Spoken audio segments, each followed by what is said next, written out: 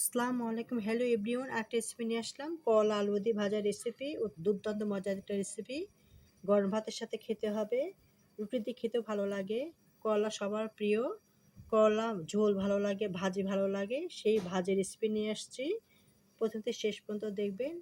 যারা ফেসবুকতে দেখছেন তারা ফলো দিবেন, যারা ইউটিউবতে দেখছেন তারা সাবস্ক্রাইব করে বেল বাটন অন করবেন। পরবর্তী নোটিফিকেশন ভিডিও যদি আপনি দেখতে পারেন লাইক কমেন্ট করতে পারেন। আপনাদের কাছে আন্তরিক শুভেচ্ছা ভালোবাসা রইল। রেসিপিতে দেওয়া হবে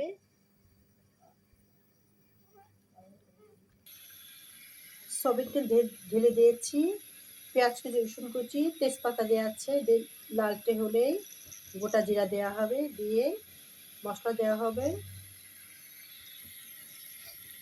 নাড়াচাড়া করা হচ্ছে। একটু লালটে হলে গোটা জিরা দিয়ে দিব। মাঝারি হিটে রেসিপিটা করা হবে। মাঝারি হিটে দিয়েছি, পেঁয়াজ রসুন তেজপাতা দিয়ে নাড়াচাড়া করা হচ্ছে। লালটে হলে মশলা দেওয়া হবে, গোটা জিরা দিয়েছি, এখন নাড়াচাড়া করা হচ্ছে। হাফ চামচ মরিচের গুঁড়া, হাফ চামচ ধনের গুঁড়া, স্বাদ মতো লবণ দিয়ে দিচ্ছি, দিয়ে নাড়াচাড়া করা হবে। করলা আমি দিয়ে দিয়েছি, এখন উল্টে পাল্টিয়ে ভাজা হবে। যত ভাজা যাবে তত খেতে ভালো লাগবে।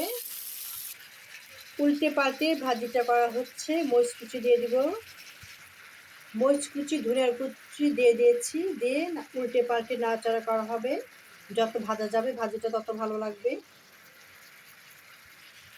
মাঝারি হিটে রেসিপিটা করা হচ্ছে। ভাজিটা মাঝারি হিটে রেসিপিটা করতে হবে, বেশি জোরে দিলে ভাজি পুড়ে যাবে।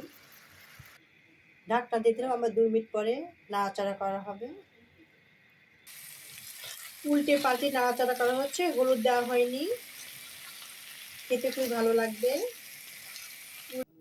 আলু দিয়ে কলা ভাজির রেসিপিটা কমপ্লিট হয়ে গেছে, দেখতে পাচ্ছেন। খেতে কিন্তু খুবই ভালো লাগবে, গরম ভাতের সাথে খাওয়া হবে অথবা রুটি দিয়েও খেতে ভালো লাগে।